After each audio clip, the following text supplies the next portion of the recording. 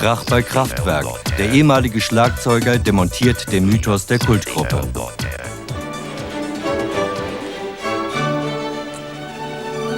Willkommen, Elektronikmusikgruppe Kraftwerk. Ja, das sind genau die mit den Hits Wir fahren, fahren, fahren auf der Autobahn und Wir sind die Roboter.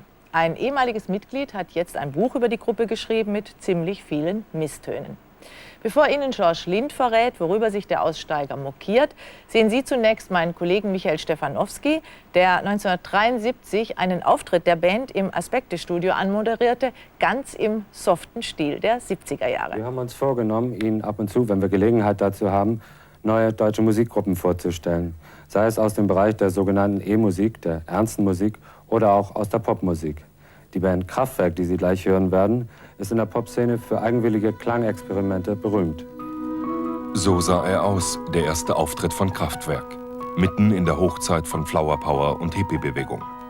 Damals waren sie noch eine unbekannte Krautrock-Band. Noch nichts spürbar von ihrem späteren Auftreten als emotionslose Roboter, ihrem offensiven Spiel mit Tabus, Deutschstümmelei und Technikverherrlichung.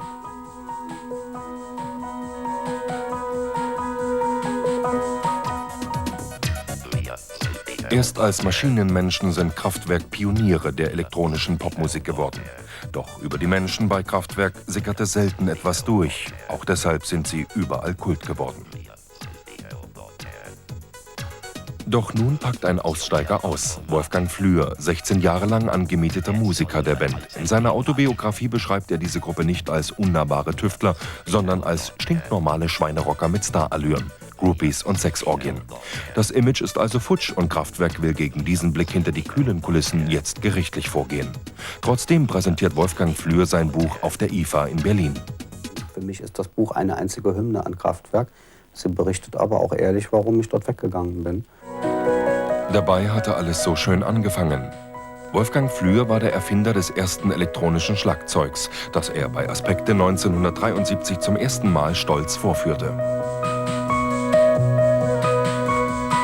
Er hätte damals schon den Knall gehabt, sich mit so einem selbstgebastelten elektronischen Bügelbrett vors Publikum zu stellen und die Revolution im Trommeln zu propagieren. Kraftwerk verkörperte wie niemand sonst Experimentierfreude und Erfindergeist. Eine Erwartungshaltung, die heute kaum einzulösen ist. Die technische Entwicklung lief ihnen davon. Die Stimmung sank. Wolfgang Flür fühlte sich isoliert. 1989 habe ich den Ralf nochmal angerufen von meinem Möbelatelier und wollte ihn nochmal treffen und mich mal richtig aussprechen mit ihm über alles. Und da kam nur so eine Antwort von ihm: Wolfgang? Wolfgang wer? Kenne keinen Wolfgang, und bums, aufgelegt. Die kreativen Pausen wurden immer länger. Keine Tournee, keine Platten und nur Geld für die beiden Chefs. Ralf und Florian waren halt die Chefs. Die waren die Macher, die Erfinder. Die haben sich auch nicht in die Karten gucken lassen. Keiner von uns anderen weiß, wie viele Platten sie letztendlich verkauft hatten. Und das war auch nicht unser Ding. Wir haben uns von Anfang an auf den Honorarmusiker eingelassen. Wir sind gut bezahlt worden in der Zeit, wo wir dabei waren. Das musste von Mal zu Mal neu ausgehandelt werden und wir waren zufrieden damit. Und das war später manchmal ein bisschen merkwürdig, als wir immer mehr gemerkt haben, dass die neben uns Millionäre werden und uns ging es gar nicht so gut. Die Demontage eines Mythos, stolze 400.000 Mark öffentliche Gelder hat es gekostet, Kraftwerk wieder zum Leben zu erwecken.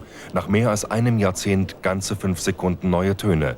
Der Expo 2000 Trailer. Er ist kurz, er ist absolut kraftwerkianisch, er ist ein genialer Deal. Die beiden haben immer gerne gutes Geld gemacht.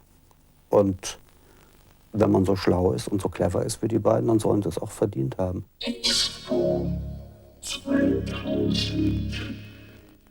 Expo 2000.